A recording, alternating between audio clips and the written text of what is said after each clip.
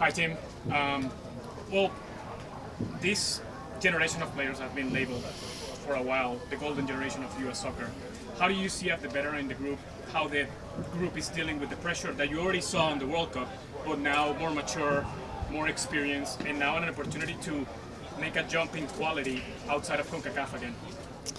Yeah, I think it's a good opportunity for everybody. As you said, I'm not quite part of that generation, but watching these guys, mature and grow over the last 5 years is from the time that we started together to now is impressive. Obviously, a lot of guys are playing at big clubs, and now having an opportunity to play in one of the biggest and most historic tournaments in world football is an opportunity for everybody to showcase how much growth they've had. So yeah, it's great. The guys are I think the biggest thing is that they're more vocal with each other. They're more demanding of each other, and we're more readily getting onto each other to keep standards high and keep the focus high. And I think that's been the biggest growth, because when you're younger, you can tend to shy away and maybe take a back seat and let others do the talking. But there's a lot of guys in here now who are happy to speak up and happy to push each other and push other guys to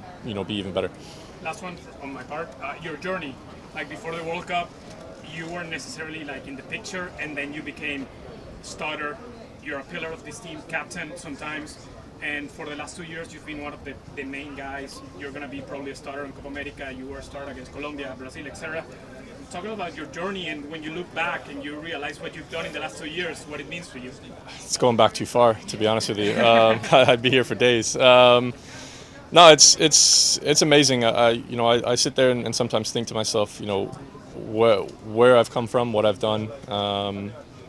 Maybe not at the level of as a lot of these guys, but just the continual belief in yourself is something that I've tried to help other guys have, and I think that's the most important thing. I may be the oldest, but still going, still trying to prove people wrong, still trying to prove to people that you can play until until your late 30s, early 40s, and that's really been me from the time I started. Just wanted to play as long as possible, and to be able to come back in here before the World Cup, like you said, and now now to be a part of Copa is not something that you ever really would think would happen, but here we are, and happy to play my part, and happy to be a part of the team and help the guys progress and move forward. Thank you. Yep. Tim, given that you have so much experience with the national team, how would you describe the current culture of this group? Because it's very clear how much you guys genuinely get along, like each other, the mood at training. How would you describe the culture? Honestly, it's probably the closest national team that I've ever been a part of, and that's saying a lot. I've been a part of the program for 14 years now, and I think sometimes it can be a little bit of a detriment, and that's where I say, and why I say guys are more vocal now. Guys are happy and willing to push each other more, and yeah, I just think it's incredible to have such a close-knit group, because I think it does help, in terms of the connections on the field and off the field, but also developing that little bit of aggressiveness and pushing each other to be better. I think that's when you have a group as tight as we do. I think that's the key piece, is that we can push each other and continue to push each other to be better and better and better. So much of that comes from the top, Yep. too. So Yeah. where does Gregg play a role into that, and how does he kind of impact the culture of this team? Yeah, obviously he's a big driver of it, and from the get-go has preached culture and preached togetherness, and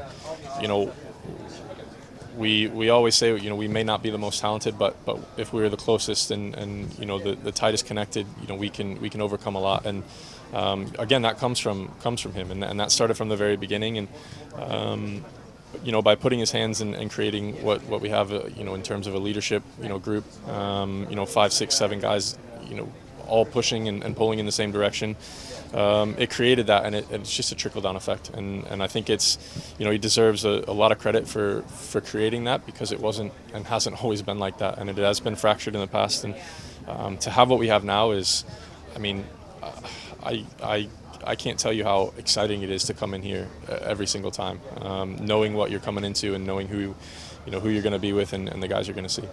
Last one. Tim, as you were talking about the fact that this is such a special generation of players, and we still consider you part of that generation anyway, but it must be almost like a field day to go out and know that you could share the pitch with some of them, as you said, who are way beyond their years at their age.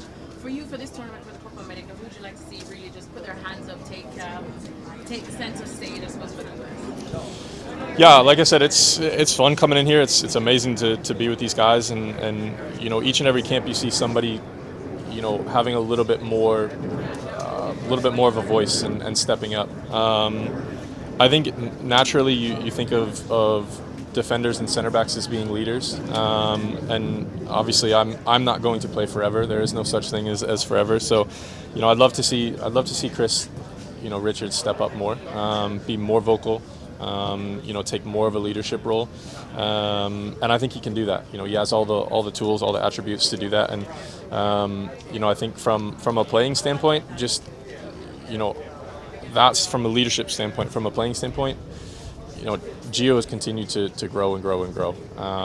He's matured so much over the last 3 years, and just seeing him kind of take over games and be able to dictate games would be my ideal situation. Chris from a leadership role and Gio from a playing role, because those two guys are still young and still have a lot of years left in front of them. So to do that at their ages would be it would be fantastic to see, because then going down the next 5-10 years, they're going to be the guys to turn to every single camp.